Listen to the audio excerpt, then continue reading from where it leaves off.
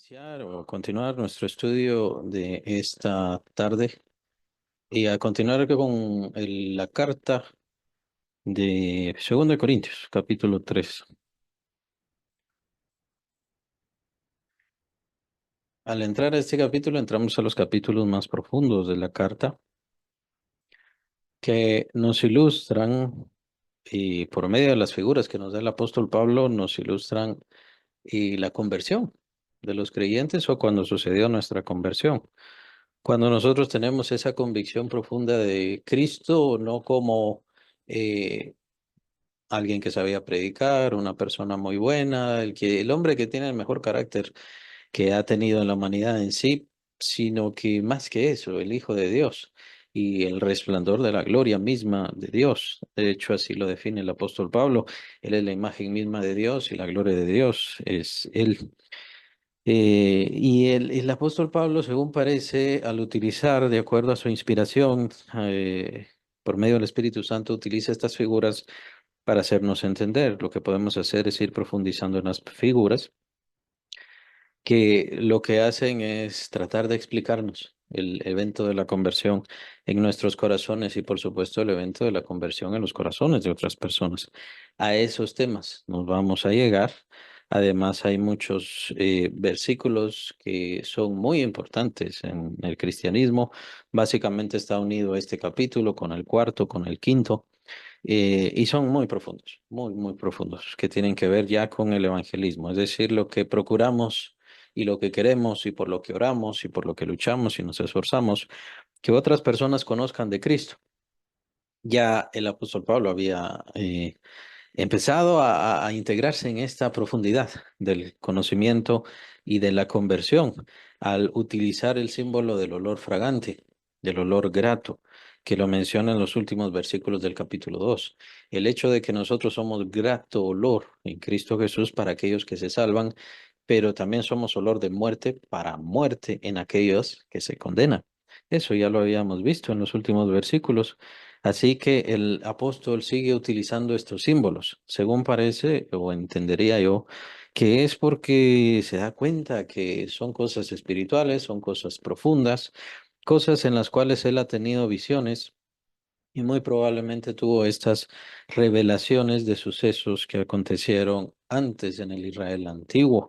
Pues obviamente el apóstol Pablo nos va a hablar de ese evento en el cual a Moisés le resplandecía el rostro, debido a que hablaba ante la presencia de Dios y estaba ante la presencia de Dios. Al salir de esta presencia, entonces él, su rostro resplandecía, reflejaba la gloria de Dios y utiliza este símbolo.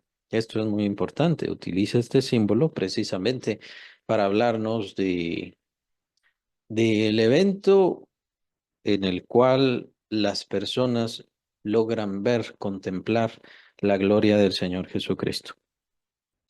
También es bueno que tengamos presente esto, aunque aquí no se menciona directamente, pero es bueno que tengamos presente esto, pues para el apóstol Pablo siempre estaba presente el evento de su conversión.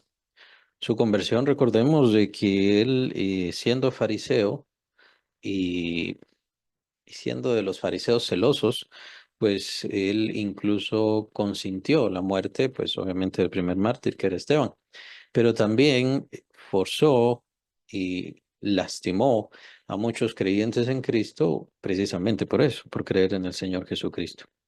Ahora, lo que quiero decir es de que él conocía de Cristo. Él había escuchado, por medio de los discípulos, había escuchado el nombre del Señor Jesús. Me refiero como Saulo de Tarso antes de su conversión. Pero cuando viene el evento de su conversión, cuando él va camino a Damasco, es entonces donde le resplandece el rostro de Cristo, el rostro de la gloria de Cristo. Él lo logra ver. Y muy probablemente nos escribe en este sentido.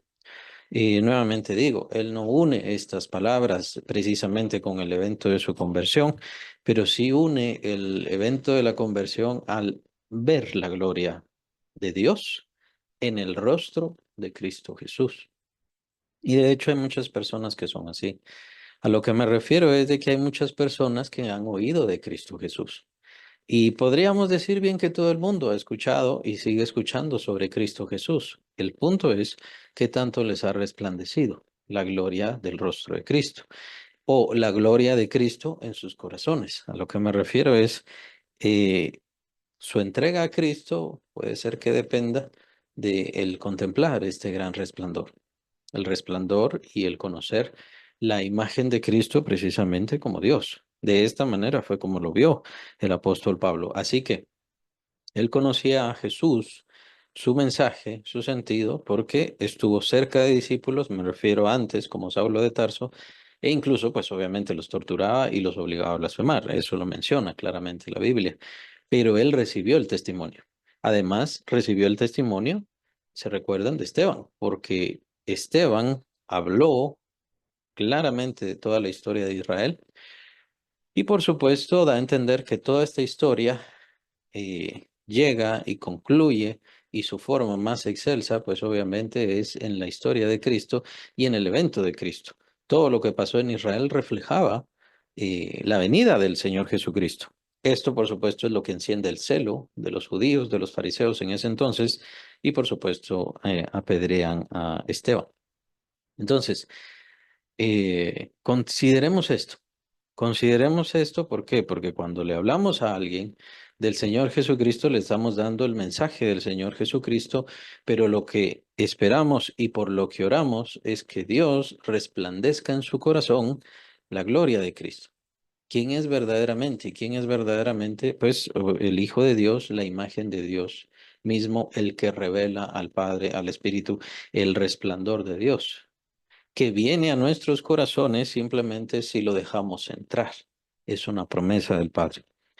Entonces, todos estos conceptos son muy importantes porque nos alejamos y muchos creyentes se alejan de estos conceptos considerando que la conversión simplemente es acepte, acepte, acepte, diga que acepta, diga que cree en Cristo. Que no niego que la decisión es muy importante, lo que llamamos la profesión de fe, es importantísima. Pero a lo que Pablo va a ponernos en atención ahora es lo que sucede por parte de Dios en el corazón de esas personas a las cuales les estamos hablando de Cristo. ¿Y qué es lo que va a pasar en sus vidas, en sus corazones? ¿Todo el tiempo pasa esto? No necesariamente. ¿El mensaje de Cristo lo reciben siempre? Pues sí, siempre se recibe el mensaje de Cristo y como he sido claro, y el mensaje es lo más claro posible. Todos en realidad han conocido de Cristo, exceptando tal vez niños bastante pequeños, pero de ahí todos de una o de otra forma han recibido y han escuchado el mensaje de Cristo, lo han visto en películas, se han dado reseñas y por supuesto quienes leen la Biblia directamente. Entonces, casi todos conocen el mensaje de Cristo, pero hay una diferencia entre conocer el mensaje de Cristo y el evento de la conversión, del cual depende ese ver el resplandor. Es muy importante y es lo que va a señalar el apóstol Pablo utilizando las figuras, así como la figura de Moisés. Está regresando a todo esto y lo que quiero más bien es que después de esto meditemos, estemos meditando en todo esto, porque ciertamente es un milagro lo que sucede y sucedió en nuestros corazones. Tomen en cuenta que no fue una decisión simple porque sí. Tomen en cuenta que es cierto, en nosotros está la consecuencia al recibir el mensaje de Cristo, pues tuvimos el evento de la fe o conocimos la fe, incluso para nosotros puede ser que nos pareció fácil, pero para muchas personas es muy difícil entregar su corazón, muy difícil entregar su voluntad, es muy difícil llamar a Cristo Jesús como su Señor. Pero ¿esto por qué? Esto debido a que, a este evento que Dios hace en el corazón de las personas, que tiene que ver con la conversión, que tiene que ver con la fe y sobre todo con lo que va a hablar el apóstol Pablo, que es la iluminación. Dios es el que llama que resplandezca en estas personas, en sus corazones, la gloria de Cristo Jesús y comprendan quién es Cristo Jesús en sus corazones como una experiencia propia, como una experiencia personal. Lastimosamente, muchos cristianos incluso no tienen esta experiencia. Lastimosamente. Muchos cristianos no conocen esta experiencia. Y es por eso que toman a Cristo como, eh, bueno, como un accesorio de sus vidas. ¿no? Alguien que tiene que obedecerles a ellos, alguien que está en sus vidas para servirles, no al revés. Ellos, sus vidas, lo que ellos son, por lo que ellos nacieron y vinieron a Cristo, pues es precisamente para servir a Cristo, para ser esclavos de Cristo. Y a veces es porque tienen un mal concepto del Señor. Y entonces, obviamente, resuena esta pregunta que le hizo el Señor Jesucristo precisamente a sus discípulos: ¿quién dice la gente que soy yo? Y después de decirles, ¿quién dice la gente que soy yo? ¿Quién dicen ustedes que soy yo? Y consideren que el que da la respuesta, obviamente, es Pedro, nadie más da la respuesta, pero quien da la respuesta es Pedro, y aún más, es una respuesta inspirada. ¿Se recuerdan? Bienaventurado eres, Simón Pedro, porque no te lo reveló carne ni sangre, sino un Padre que está en los cielos. Es una respuesta inspirada. Entonces, es algo que tiene que venir de Dios. Y eso mismo es lo que tiene que hacer Dios en los corazones de las personas. Dicho sea de paso, Dios quiere hacerlo. Dios quiere hacerlo en todas las personas. El problema es que muchas veces esto ya no se permite. ¿Por qué? Por las mismas personas. Las mismas personas no lo permiten, sea quienes hablan porque dan un mensaje trastornado, o sea por quienes se quieren acercar a Cristo o pretenden acercarse a Cristo, ciertamente no lo logran, porque lo que hacen es más que nada tomar una forma de accesorio de evangelio, vivir un evangelio, pues en donde solamente me sirve para ir al cielo y se acabó el Evangelio. Y el Evangelio no es así.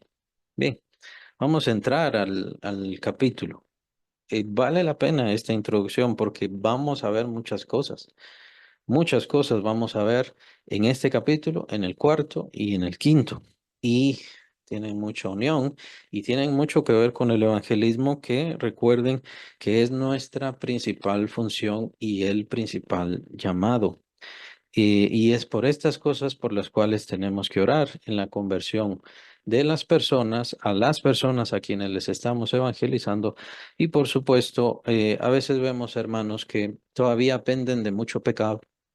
Todavía vemos a muchos hermanos que tienen mucha rebelión en sus corazones. Entonces hay que preguntarse, bueno, ¿qué tanto les ha resplandecido Cristo en sus corazones? ¿Qué tanto tienen ese concepto de Cristo? Es decir, entienden, claro, y lo han oído, que Jesús es el Hijo de Dios, sí, pero es una experiencia personal, lo han comprendido en sus corazones por medio del Espíritu Santo. Y es este tipo de situaciones, eventos y características muy particulares las cuales el apóstol Pablo ahora nos empieza a enfrentar, nos empieza a enfrentar. Ser cristiano no es adherirse a una forma de vida, no es mantenerse en la iglesia, entonces con eso me voy a ir al cielo. Ser creyente no es eso, no, un verdadero creyente. Y por supuesto está la situación de la religión. En la situación de la religión, ya saben, ¿no? La iglesia religiosa. Pues el problema es que todos conocen de Cristo, todos conocen de Jesús, el mensaje de Jesús, porque cómo murió Jesús, de qué forma murió Jesús, sí, pero no entienden, no comprenden el sentido, no comprenden la razón, no comprenden las consecuencias y efectos que produjo el sacrificio de Cristo y que por lo tanto ya no debemos seguir sacrificando, y es entonces donde viene el problema, donde en su misma iglesia siguen produciendo el sacrificio, lo que le llaman la Eucaristía. Eso es completamente en contra del mensaje del Señor Jesucristo. Y por supuesto, la cena del Señor nunca fue dada por definición como una especie de sacrificio del Señor. Pero todas estas cosas ni siquiera las explican, ni siquiera se preocupan por eso. Y si algún feligrés les pregunta, pues lo único que dicen es algo así como: no se preocupe por eso, usted siga adelante, usted solo haga lo que le dice la iglesia y será salvo, tarde o temprano. Después de un poquito de tiempo en el purgatorio, ¿y se acuerdan de eso? Y ahí a sufrir un poco en el purgatorio, pero de ahí ya se irá al cielo sin ningún problema, que es parte del engaño, es parte de diferentes engaños. Entonces, conocer el mensaje de Cristo no necesariamente es lo mismo que conocer o que vivir o que ver, llamémosle así, el resplandor del rostro de Cristo, de la gloria de Cristo en nuestros corazones, en nuestras vidas, que produce este gran evento de la conversión.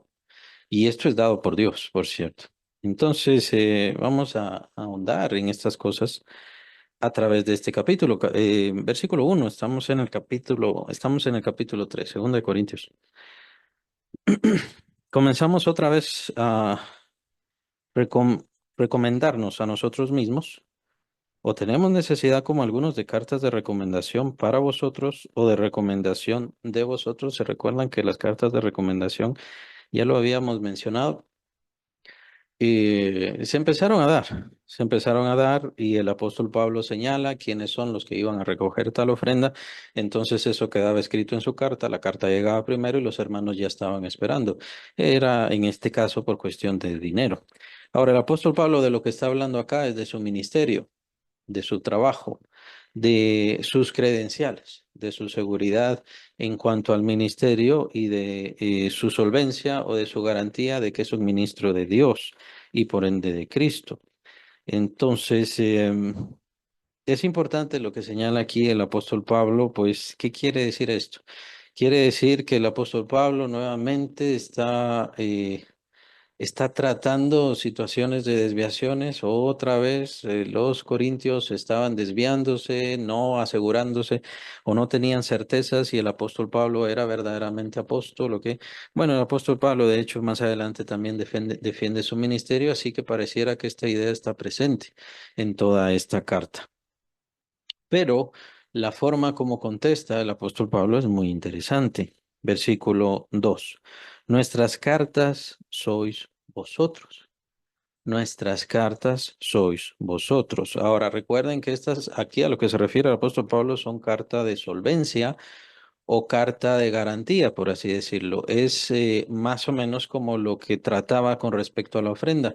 En la carta él decía, Timoteo va a llegar y a Timoteo denle entonces la ofrenda. Entonces con eso los hermanos ya tenían seguridad de que si le daban la ofrenda a Timoteo, entonces Timoteo haría lo que había dispuesto el apóstol Pablo, por así decirlo.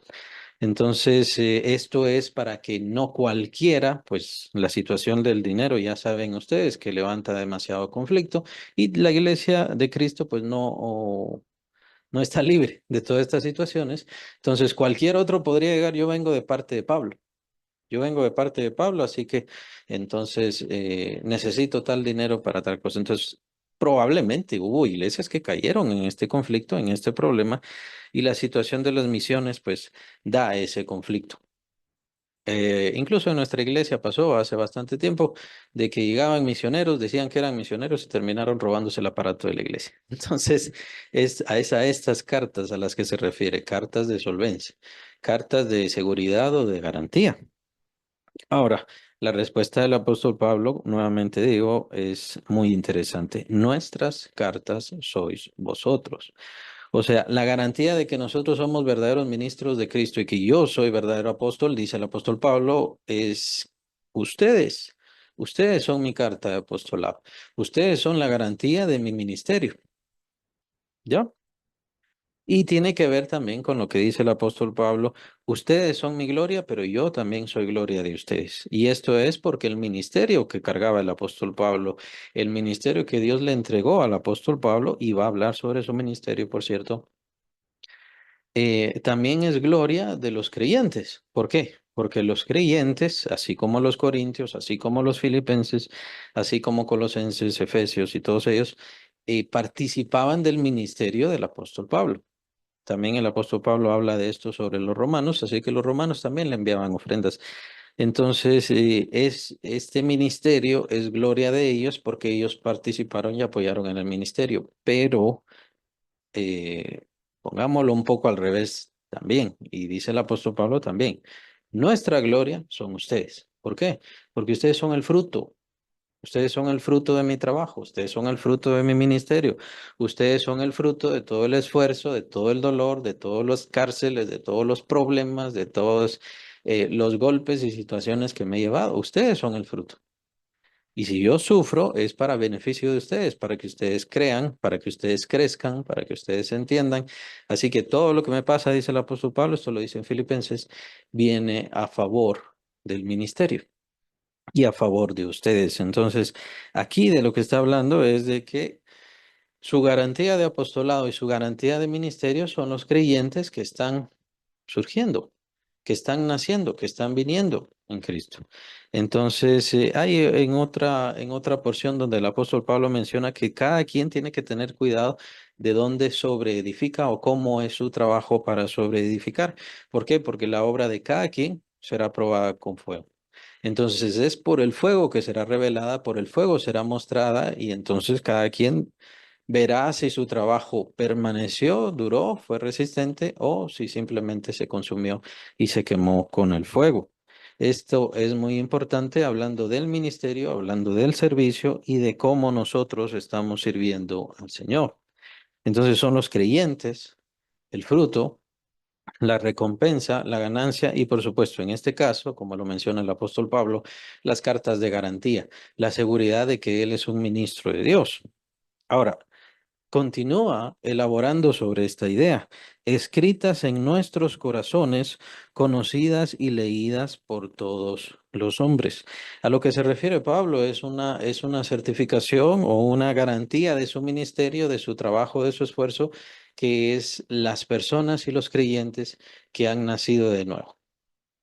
Y muchas cosas podemos hablar sobre esto en el caso de considerar que el trabajo del apóstol Pablo no funcionó o no sirvió en lugares así como Turquía. Se recuerdan que él trabajó mucho en Galacia. Su primer viaje misionero fue ahí, en toda Galacia, lo que hoy es Turquía. Y entonces podría decirse al cabo de tantos siglos, bueno, ¿cuántos creyentes hay ahí o cómo está la situación de los cristianos ahí en Turquía? Malísima debido a la religión musulmana, por supuesto. Y entonces podría decirse, bueno, entonces el trabajo del apóstol no funcionó. ¿Por qué? Porque en forma de territorio, ese territorio ya fue conquistado completamente por el diablo.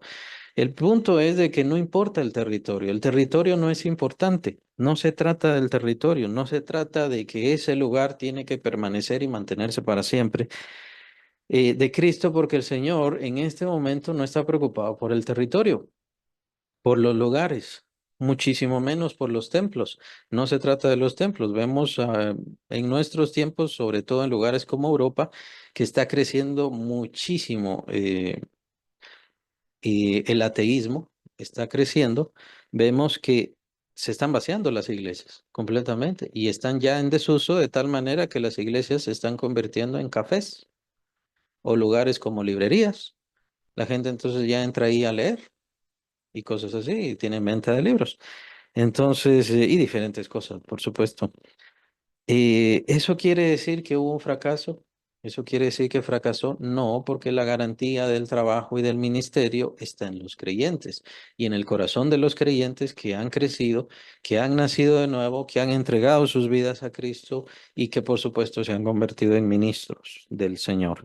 Han llegado a servirle y siguen expandiendo, perdón, el ministerio y la palabra del Señor Jesucristo. Entonces, el fruto son los creyentes, la gloria son los creyentes y en este caso la garantía del apostolado de el apóstol Pablo, valga la redundancia, pues son los creyentes.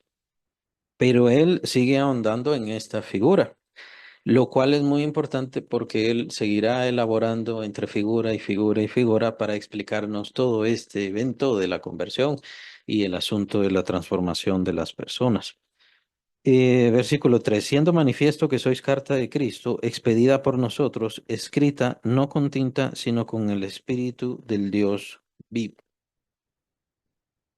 Sois carta de Cristo, expedida por nosotros, escrita no con tinta, sino con el Espíritu del Dios vivo. Y aquí entonces entra ya las profundidades doctrinales. Es el evento espiritual. El evento y la transformación espiritual, que lo que estamos haciendo es una obra de Dios.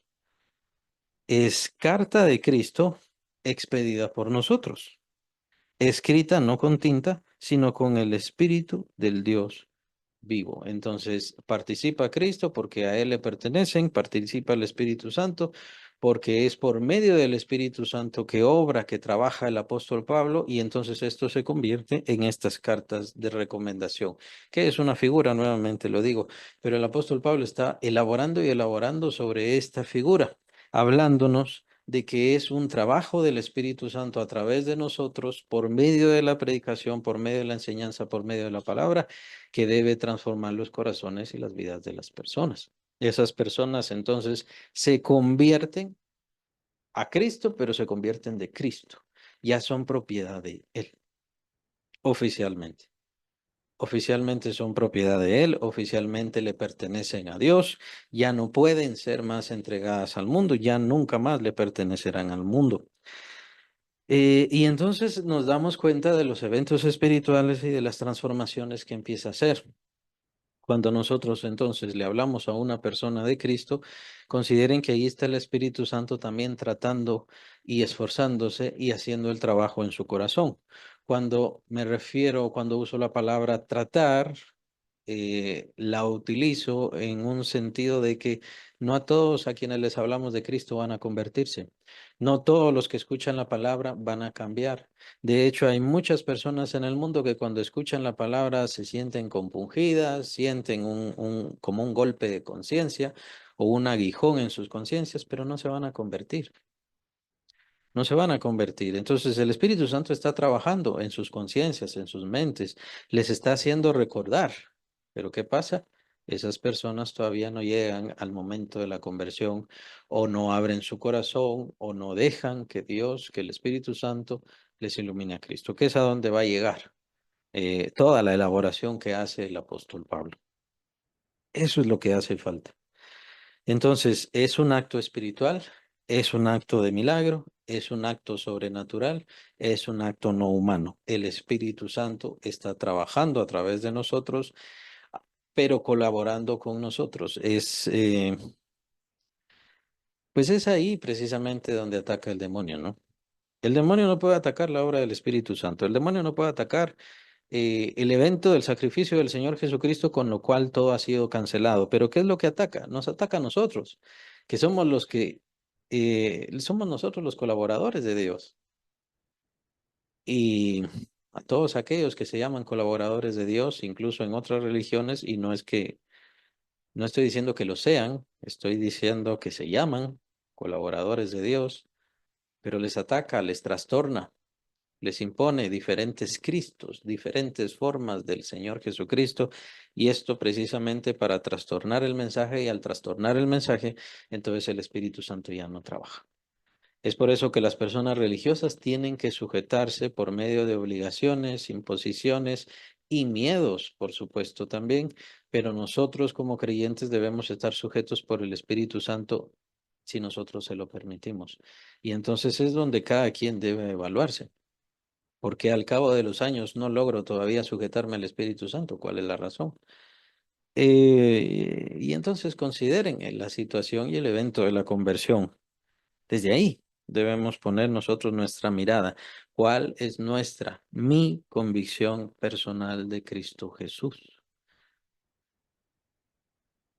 Así como si el Señor nos preguntara a nosotros, ¿quién dicen ustedes que soy yo? Como mencionaba al principio, ¿quién dicen ustedes que soy yo? Y de hecho, incluso he escuchado a personas, eso fue hace mucho tiempo, mucho tiempo, personas decir cosas como que Jesús lo es todo para mí, sí, pero no dejaba de pecar, no dejaba de engañar, no dejaba de cometer adulterio y diferentes cosas, fornicación, vicios y demás. Entonces, ¿cómo puede decir una persona que Jesús es todo para esa persona si permanece en vicios, si permanece en maldad, si sigue su carne y desobedece completamente al Señor? Entonces, es mentira. Es mentira lo que dice. Es a lo que me refiero.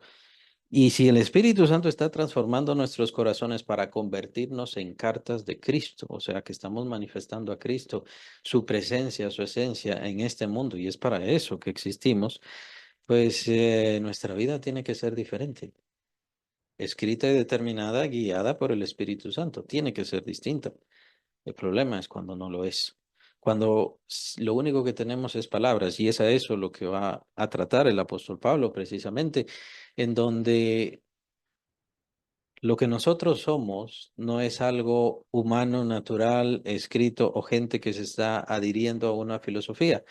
simplemente una forma de pensar, una corriente de pensamiento en el cual nosotros vamos también creciendo, como es el caso de los budistas. Se adhieren los budistas y quieren ir creciendo a través de ciertas situaciones morales y éticas, ir creciendo en su incluso felicidad, podríamos decirlo. Ellos incluso dicen, bueno, hay que dejar los deseos. La clave para ser feliz no es tener deseos, sino dejar los deseos.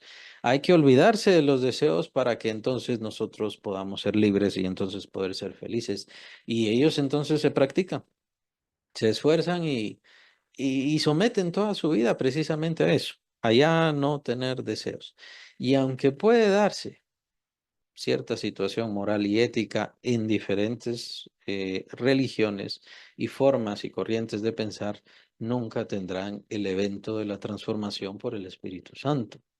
Nunca tendrán esto, cartas de Cristo, nunca serán cartas de Cristo, o sea, mostrar a Cristo, revelar a Cristo y por supuesto ser cartas vivas. El apóstol utiliza entonces también los términos de cartas, pues obviamente entendemos que en una carta hay algo escrito, pero es que nuestra escritura o la escritura que nosotros somos es algo vivo, es algo espiritual. Esto es muy importante, pues para muchos entender el cristianismo es una cuestión de conocimientos nada más. Bueno, solo hay que conocer las doctrinas, solamente hay que conocer la Biblia y se acabó. De eso se trata el cristianismo y eso no es el cristianismo. El cristianismo es algo vivo, es una experiencia personal. Es algo que transforma nuestra vida y en esa misma transformación Dios está usándonos para transformar las vidas de otros. Es algo muy profundo, es algo muy profundo, muy fuerte, muy sobrenatural y por supuesto es lo más importante que puede existir sobre la tierra. No existe algo mayor. Eh, pero todo esto, por supuesto, el demonio lo va disfrazando, lo va cambiando, lo va trastornando precisamente por ir disfrazando a ciertas personas o a diferentes personas que vengan a Jesús, sigan haciendo lo que hacen, sigan haciendo lo malo, pero simplemente no importa. Solamente con que permanezca y continúe en sus tradiciones y en sus situaciones sacramentales, pues simplemente con eso está cumpliendo. Y eso no es para nada así.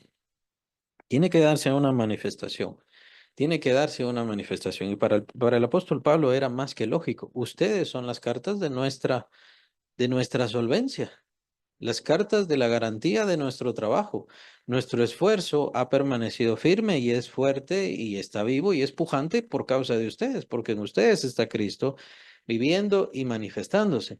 Y así deben ser los cristianos de una iglesia. ¿Cuál es la prueba de que una iglesia está fuerte y firme? Pues tendrían que ser los creyentes. Los creyentes, pero consideren que en toda iglesia siempre habrá diferente tipo de creyente. ¿Por qué? Porque hay creyentes que apenas acaban de convertirse, hay creyentes que llevan 5 años, 3 años y por supuesto hay quienes llevan muchísimas décadas. Entonces, cada creyente es diferente y cada creyente tiene que evaluarse a sí mismo y también de acuerdo a su entrega y su conocimiento del Señor, su convicción del Señor, para ser más exactos, así será su entrega y su compromiso con Cristo. Y entonces se manifestará más y más como cartas de Cristo. No en tablas de piedra, dice, termina el versículo 3. No en tablas de piedra, sino en tablas de carne del corazón. La obra del Señor Jesucristo está en cada corazón y está en cada vida. Es ahí donde el Señor está trabajando por medio de su Espíritu. El Espíritu Santo quiere transformar nuestros corazones. Aquello de que conozco mucho del Señor, pero el Señor no me ha transformado, eso no existe. Sé muchas cosas de Cristo, pero Cristo no ha transformado mi vida. Yo sigo haciendo las mismas maldades y todo eso.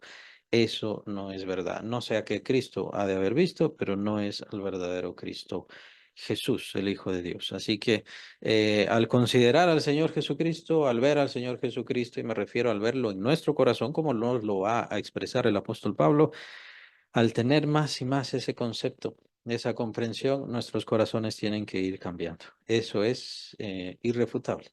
Simplemente así es. Em, El creyente entonces que dice que tiene grandes manifestaciones, que ve al Señor tantísimas veces y sigue su corazón inclinado hacia la avaricia, hacia la codicia, es así su forma de hablar o lastimosamente de predicar, pues muchos de estos están en los mismos púlpitos de las iglesias, pues la verdad es que solamente demuestra mentira. El corazón tiene que ser transformado. El corazón debe ser transformado y es ahí en donde está su obra, su ataque, por así decirlo, su transformación. Consideren las partes de nuestro ser. Nosotros tenemos cuerpo, alma y espíritu. Es así como lo menciona la Biblia en el Antiguo y en el Nuevo Testamento, y es el Señor Jesucristo quien habla. Nuestro espíritu se ha hecho uno con el Espíritu Santo, y esto también lo menciona este capítulo, por cierto, y lo vamos a ver. El cuerpo, estamos esperando la redención, capítulo 8 de Romanos, estamos esperando la redención de nuestro cuerpo, que será en un abrir y cerrar de ojos a la final trompeta, lo que menciona también el apóstol en el capítulo 15 de Primera Corintios. Pero ¿qué pasa? Que es el alma, el corazón, en donde Dios está trabajando constantemente y en este momento, por medio de su palabra, por medio de su manifestación y por supuesto por medio de qué tanto yo le estoy entregando de mí a Dios, al Señor. ¿Qué tanto me entrego a Él? Versículo 4. Y tal confianza tenemos mediante Cristo para con Dios. No que seamos competentes por nosotros mismos para pensar algo como de nosotros mismos, sino que nuestra competencia proviene de Dios. Estas partes son muy importantes, muy, muy importantes, y es importante definir las cosas. El trabajo y el servicio que hacemos para Dios, para el Señor Jesucristo, pues es Él quien nos tiene que guiar, es Él quien nos tiene que armar, es Él quien nos tiene que dar esa vitalidad precisamente para poder cumplirla. Sin eso es imposible cumplir la obra y el ministerio del Señor. Es lo que nos está diciendo el apóstol Pablo, que si él ha trabajado por el Señor, es gracias al Señor, porque él ha tenido su mano, su influencia sobre el apóstol Pablo. Prueba de esto es lo que vimos al principio, las aflicciones del apóstol Pablo. Han abundado, es la expresión del apóstol Pablo, han abundado en mí las aflicciones por Cristo. Pero de la misma manera, dice el apóstol Pablo, han abundado las consolaciones. O sea, la influencia de Dios sobre la vida de él, sobre su corazón y sobre su fortaleza han abundado. Es decir, él humanamente habría desmayado desde el principio. Más o menos tal vez así como fue Juan Marcos. Desde el principio habría desmayado, pero Dios, que es rico en consolación, rico en misericordia, Padre de toda misericordia y de toda consolación, pues por supuesto es quien le levantaba, le daba fortaleza, le daba ánimo. Entonces, si no fuera por esa influencia, si no fuera por ese ánimo, si no fuera por esa consolación y esa misericordia por parte de Dios, sería imposible para Pablo haber cumplido su trabajo, su obra y su ministerio. Esa es prueba. Pero, por supuesto, tenemos todo lo demás, la influencia de Dios sobre el apóstol Pablo, la sabiduría que Dios le ha dado. Esto lo menciona el apóstol Pedro. Las cosas que él explica y dice el apóstol Pedro, algunas cosas que explica Pablo son difíciles, son complicadas para los indoctos y para los inconstantes. Para ellos es complicado y ellos terminan torciéndolas y por supuesto las han torcido y las siguen torciendo, los indoctos y los inconstantes. Y esto pues siempre llena el cuadro, el cuadro de la vida del apóstol Pablo, una vida sobrenatural, ciertamente, una vida en las manos de Dios completamente, una vida rendida a Dios. Y todas estas cosas se entrelazan. El apóstol Pablo se rinde a Dios, por lo tanto Dios tiene una gran influencia sobre el apóstol. Y muchas veces este es el problema, nosotros, que nosotros no nos rendimos a Dios completamente y por lo tanto Dios no puede tener tanta influencia sobre nosotros. Dependiendo cómo nos rendimos a Dios, cómo nos entregamos a Dios, cómo le damos nuestra vida entera a Cristo, es de esa manera como Él tiene una influencia sobre nosotros. Dicho sea de paso, si no hay ministerio, si no hay un servicio formal, constante, básicamente ahí está fallando la entrega, especialmente si ya lleva muchos años como creyente. Eh, Pero básicamente ahí ya empezamos a juzgar de que cómo está la entrega, cómo está el corazón. Y cuando me refiero a la entrega, no es que le digamos a Dios, te entrego mi vida, te entrego mi corazón. No se trata de eso, se trata de todos los días entregarle nuestra vida y nuestro corazón. Se trata de no voy a hacer esto porque Dios me dice que haga esto. Entonces yo voy a elegir esto, ¿no? No voy a hablar de esta forma, no voy a actuar de esta forma, no voy a hacer esto que sé que está mal. ¿Por qué? Porque mi vida está entregada a Dios. Y esto no debe venir porque si, si yo no dejo de hacer lo malo, entonces pierdo mi salvación. No debe venir de esos procesos lógicos que también tienen muchas falsas religiones y muchas sectas. No se trata de eso, se trata de hacer las cosas porque el Señor me lo pide y porque el Señor así lo ha decidido y se acabó, nada más, se acabó. Una prueba de eso es la mujer adúltera, ¿se acuerdan? La mujer adúltera. ¿Cómo a la gente y al mundo les gusta esas pruebas y dicen, bueno, ven que Jesús solo es amor? Cuando querían apedrear a la mujer adúltera, ¿qué es lo que dice el Señor? El que esté libre de pecado, que tire la primera piedra. Y entonces le dice a la mujer, cuando ya todos se apartan, se alejan, pues obviamente todos se vieron acusados, todos eran pecadores, le dice a la mujer, ¿dónde están los que te acusan? Se fueron. Entonces yo tampoco te acuso, le dice el Señor. Vete, pero esto es lo que no les gusta, vete. ¿Y qué es lo que falta? ¿Con qué cerró el Señor? No peques más. El Señor no le dijo está bien. El Señor no le dijo está bien, sigue adelante, no hay pena, no hay problema, yo no te condeno. No, vete, no peques más. Consideren que el Señor no lo dice a modo de riña, no lo dice a modo de odio, no peques más porque si no te va a hacer el infierno, no peques más porque si no cosas espantosas te van a venir. Sí lo dijo en algunas ocasiones, pero no vamos a entrar a eso. Pero en esta ocasión con la mujer adúltera simplemente le dice no peques más. Y es muy interesante porque esto para un creyente verdadero, pues obviamente resuena. Y lo que resuena más es ese, no peques más. Y es lo que resuena en nuestras cabezas y nuestras mentes, especialmente cuando estamos considerando hacerlo mal. No peques más. Todo depende qué tanta es la entrega, qué tanto le estoy dando al Señor. Consideren que el apóstol Pablo básicamente se consideraba a sí mismo como muerto, como acabado. Saulo de Tarso se terminó y ahora es Pablo, el esclavo de Cristo Jesús. Entonces, toda su entrega, todo su compromiso, toda su vida dependía precisamente de lo que le debía a Cristo. Y no solamente le debía a Cristo, sino también le debía a los creyentes. Y él se veía así. Le debía a los creyentes también su vida, su sabiduría, su conocimiento, la doctrina y la revelación que él había recibido. Él no la detenía. Quienes no querían recibirlo eran los que llevaban el problema. Era quienes no querían oír. Pero todas estas cosas venían gracias a Dios.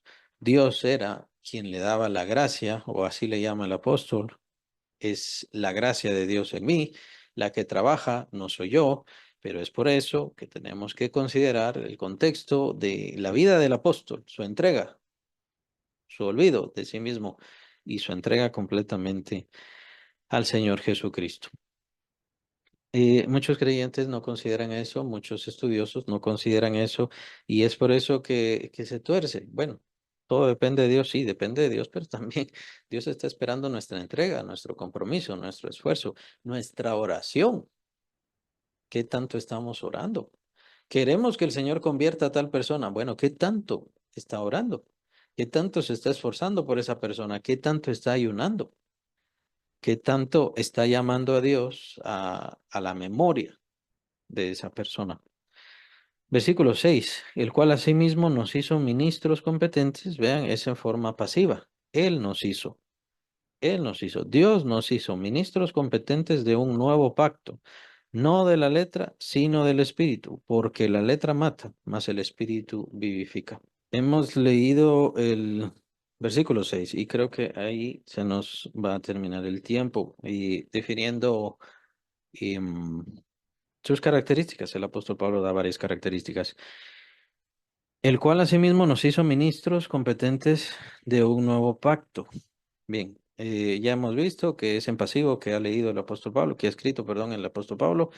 Hemos sido ministros competentes de un nuevo pacto. En primer lugar, la palabra competente y la usa varias veces.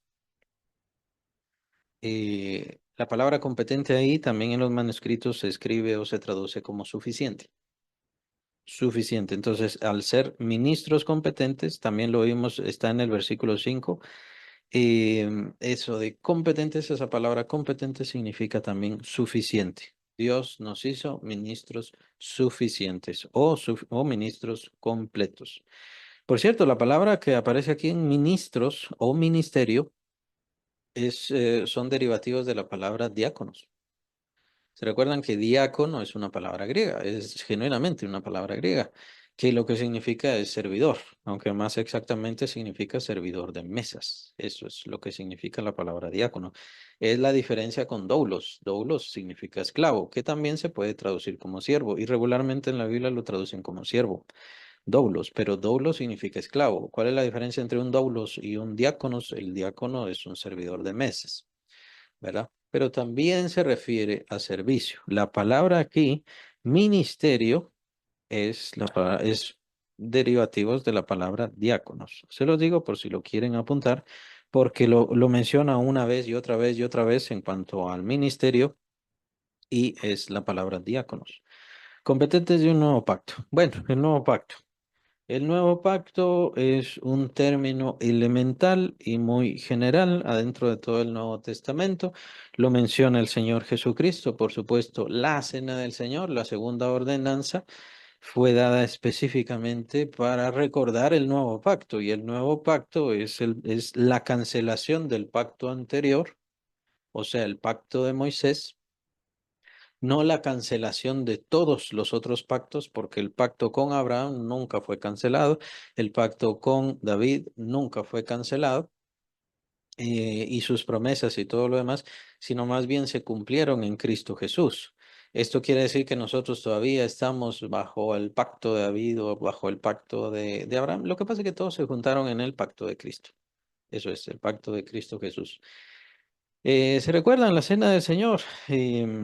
Bueno, está el pan, el Señor parte el pan, y este es mi cuerpo, el cual es partido por vosotros, etcétera. Pero cuando llega el asunto de la sangre, que en realidad es el asunto del vino en la cena del Señor, pues, ¿qué es lo que dice el Señor? Usa las palabras, este es mi sangre del nuevo pacto.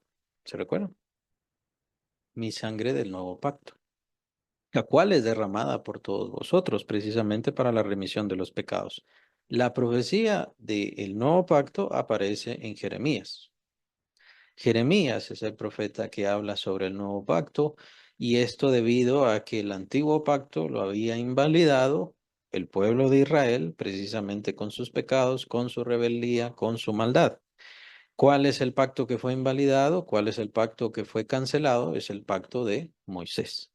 Y precisamente es de Moisés de quien el apóstol Pablo va a hablar en los siguientes versículos. Y la situación del evento del pacto, y más exactamente, y es algo muy profundo, es el momento donde él tiene que escribir, o sería más claramente reescribir los 10 mandamientos. Recuérdense que lo escribió Dios en una tabla, fue Dios quien los escribió, pero estos mandamientos fueron quebrados y por ende fue quebrantado en ese momento el pacto debido al pecado y a la rebelión del pueblo de Israel. Por eso el Señor, em, en forma simbólica, le dice a Moisés que sea él quien escriba los 10 mandamientos para que no sea la escritura de Dios, la cual no puede ser destruida.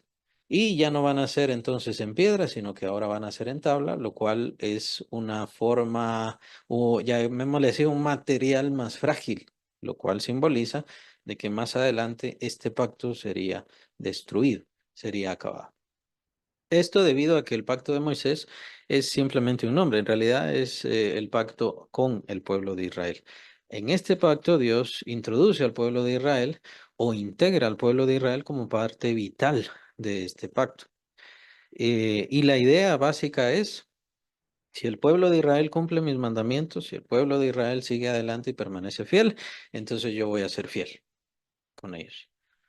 Como más adelante y básicamente desde los tiempos de Salomón, pues Salomón fue el que empezó a poner imágenes e ídolos enfrente del templo de Salomón. Y de ahí en adelante vino toda la debacle del pueblo de Israel con ídolos, con sacerdotisas de Baal, la prostitución santa, incluso adentro del templo, quienes lloraban a Tamuz, que era hijo de Nimrod, y diferentes situaciones espantosas y terribles de las cuales todavía existen todos estos atrasos adentro de la brujería y del satanismo. Debido a todas estas cosas y todas estas fallas, Dios entonces obviamente quiebra el pacto. Ellos han invalidado mi pacto, básicamente son las palabras del Señor. Ellos han invalidado mi pacto, así que queda libre el espacio para el nuevo pacto. Y el nuevo pacto está hecho en la sangre de Cristo, está escrito y ratificado con la sangre de Cristo y por supuesto es el Señor quien nos deja a nosotros como beneficiarios de un nuevo testamento, de un testamento de Cristo por el cual nosotros recibimos la salvación por medio de la sangre de Cristo. Esto lo pueden encontrar, capítulo 8, capítulo 9 y capítulo 10. Ahí lo pueden estudiar, 8, 9 y 10 de Hebreos. Ahí el autor habla abundantemente sobre este evento y de la justificación hecha precisamente por la sangre de Cristo, no en esta tierra. En esta tierra fue derramada su sangre, pero la justificación fue hecha delante de la misma gloria de Dios, lo cual es algo sublime y que debe producir mayor fe en los creyentes. Eso lo van a encontrar en Hebreos. Perdón. Entonces, ese es el nuevo pacto. El nuevo pacto es en el cual nosotros estamos bendecidos, estamos de pie, estamos firmes y no necesitamos otros pactos. La situación de los otros pactos, lastimosamente, es una falsedad. Es, y me refiero a otros pactos a la idea de hacer pactos con Dios. No podemos hacer pactos con Dios. En primer lugar, los pactos bíblicos, todos los hizo Dios. Empecemos por ahí. No existe ningún pacto que Dios, que el hombre, que el ser humano haya hecho con Dios. Siempre es Dios quien llamó a Abraham, siempre es Dios quien llamó a David, siempre es Dios quien llamó a Moisés, siempre es Dios quien llamó a Noé, porque con Noé también Dios hizo un pacto. El pacto de que no destruiría otra vez la tierra por medio del agua. Y, pero es Dios quien lo hace, no es el hombre. El ser humano no hace pactos con Dios, eso es imposible. Y mucho menos los pactos que se pretenden hacer ahora, los pactos de comprar a Dios. Y comprar a Dios, lo peor, con cosas tan banales y tan mediocres como el dinero. Si yo te doy 1.000, tú me das 1.000.000. Si yo te doy tanto, entonces tú me das 10 veces más y cosas así.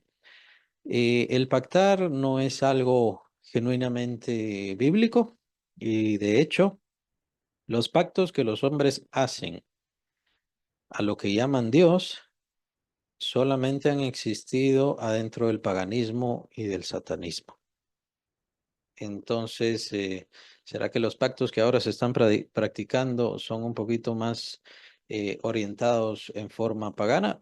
Pues yo diría que sí, porque ahora el pacto que nosotros tenemos y solamente estamos en ese pacto y somos los beneficiarios de ese pacto, es el pacto de Dios, Padre, con su Hijo Jesucristo.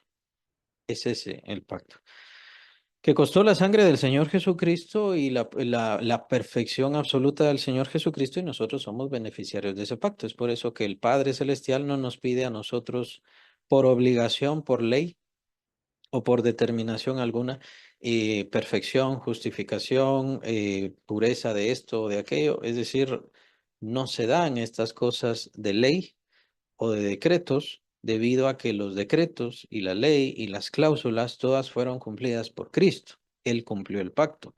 Nosotros no cumplimos el pacto. Nosotros somos los que nos llevamos el beneficio del pacto. Que en primer lugar está la salvación, pero por otro lado también está el nuevo nacimiento, la transformación de nuestros corazones y también lo que dice Dios, ya no necesitarán más maestros, sino que todos me conocerán. Pondré mi ley en sus corazones, dice Dios. Entonces, esto es gracias al Espíritu Santo que está en nosotros poniendo la ley en nuestros corazones. Eh, que a lo largo de la iglesia, todo esto, muchas de estas cosas no se han cumplido y no digamos ahora en estos tiempos, hay muchas fallas. Bueno, sí, y debido a esto es que vendrá quería decir la cancelación, pero no es la cancelación, sino las consecuencias de no obedecer a un pacto muy superior que el pacto que Dios hizo con Moisés. A lo que me refiero es, cuando Dios hace pacto con Moisés, que le da las tablas de la ley, los 10 mandamientos escritas por el dedo de Dios en esas tablas de piedra, se recuerdan que tiene que bajar Moisés porque ya los israelitas están en idolatría. Desde ahí ya están fallando en el pacto. Entonces, ¿qué pasa? Las tablas de la ley, por ende el pacto es quebrado o quebrantado desde ahí, pero hubo muertes, 3000 muertes en ese momento. Por ese pacto, que es un pacto que más adelante el apóstol Pablo le va a llamar pacto de muerte. Entonces, consideren. Y el escritor de Hebreos también nos llama a eso, en el capítulo 12 de Hebreos. Nos llama a que consideremos que Dios no dejó sin castigo a aquellos que no obedecían a Moisés en el tiempo del pacto de Moisés. Entonces, consideren qué pasaría si nosotros desobedecemos aquel que nos habla a nosotros, que no es Moisés, un hombre que recibió la palabra de Dios, sino que es el Señor Jesucristo, quien descendió del cielo. Y nosotros no nos hemos acercado, escribe el autor de Hebreos, no nos hemos acercado a un monte como el monte Sinaí, donde estaba la presencia de Dios. Nosotros estamos en la Jerusalén celestial.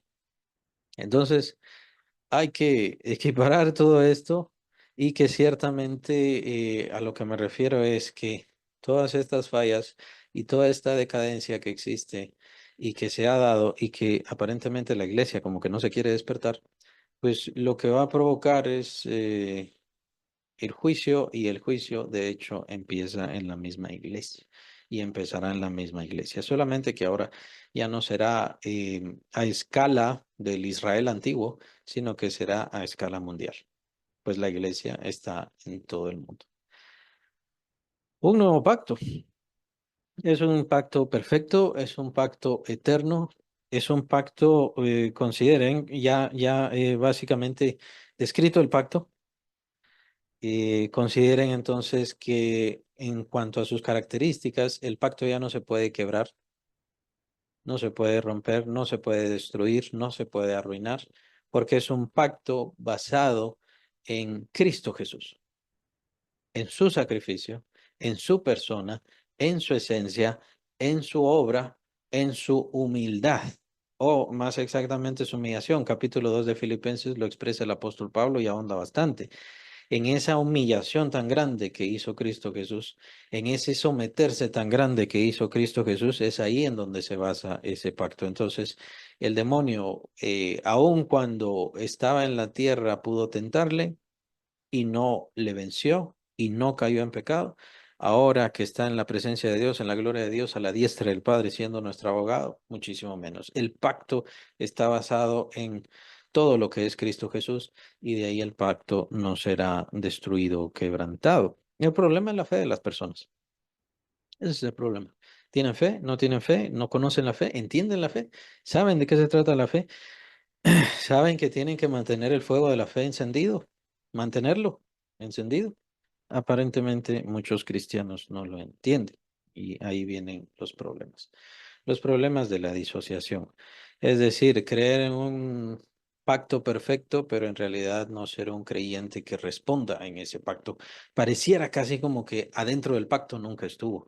Y entonces la cuestión es la fe. ¿Cómo está la fe? Pero el pacto es perfecto, el pacto es eterno, el pacto es universal, el pacto no tiene límites, el pacto no se limita por el pecado nuestro, sin importar qué tantos pecados o qué tipo de pecados tengamos, no se limita por el pecado, no se limita eh, por el mundo mismo, y por eso es la expresión del apóstol Pablo, el capítulo 8 de Romanos, más que vencedores. ni lo alto, ni lo profundo, ni la vida, ni la muerte, ni ángeles, ni principados, ni potestades, ni lo presente, ni lo porvenir podrá separarnos del amor de Dios que es en Cristo Jesús, porque el pacto es inquebrantable, no se puede quebrar. Y al estar adentro de ese pacto, de ahí ya no podremos salir nunca, nunca, de ninguna forma. Lastimosamente, hay creyentes que piensan que sí, cometen un pecado, hacen una falta, entonces, y a veces, y por eso les tomamos como sectas, porque es el problema de las mismas sectas, de que si usted hace tal cosa, si usted se viste de cierta forma, entonces ya ha caído de la gracia, entonces ya no es hijo o hija de Dios. Son sectarios. Son sectarios y hay que tener cuidado con ellos y hay que señalarlos como tal, pues obviamente están pensando que el pacto perfecto y eterno de Dios en su Hijo Jesucristo o con su Hijo Jesucristo puede fallar. Y eso es imposible, eso es mentira. Eso no va a pasar. Bien, em, el tiempo se nos ha terminado. Vamos a terminar la otra semana con este versículo. Pues como dije, tiene muchas características, pero siempre cuando nos llama el término nuevo pacto, siempre tenemos que pensar en ese pacto glorioso y perfecto que hizo el Señor Jesucristo, que hizo el Padre Celestial, perdón, para ser más ordenados con el Señor Jesucristo, del cual nosotros somos los beneficiarios. Es por eso que nosotros no somos una garantía de nada. Nosotros somos la consecuencia, la expresión de ese pacto, las consecuencias y el fruto, también si quieren verlo así, el fruto del sacrificio del Señor Jesucristo y del pacto que hizo con el Padre Celestial, nosotros somos la ganancia. Ya habíamos visto ese concepto por parte del apóstol de que nosotros somos fruto de ese sacrificio hecho por nuestro Señor Jesucristo. Ya habíamos visto eso y es de eso de lo que se trata y es nuestra parte en el pacto. Entonces, nosotros nunca vamos a invalidar el pacto de Cristo y por más que la iglesia, eh, mejor dicho, entre comillas, la iglesia, podríamos decir más bien la iglesia física, a lo largo de los siglos de su historia, por más que la iglesia física o la visible se desvíe, se desoriente, se convierta en sectas, se trastorne o se vuelva, por supuesto, en un engendro satánico, como ya sabemos, la iglesia oficial, pues la verdadera iglesia de Cristo permanece. ¿Por qué? Porque el pacto verdadero de Cristo no puede ser destruido. Entonces la iglesia verdadera de Cristo siempre está firme y eso es muy importante, especialmente con respecto a la escatología, o sea, el tiempo apocalíptico. La iglesia de Cristo siempre va a permanecer y va a atravesar cualquier juicio que Dios considere que sea necesario que atraviese y lo va a atravesar y será victoriosa y será purificada y perfeccionada por medio del juicio. Pero ya ahí estamos hablando de escatología que no tiene nada que ver con el tema que estamos viendo. Y ahí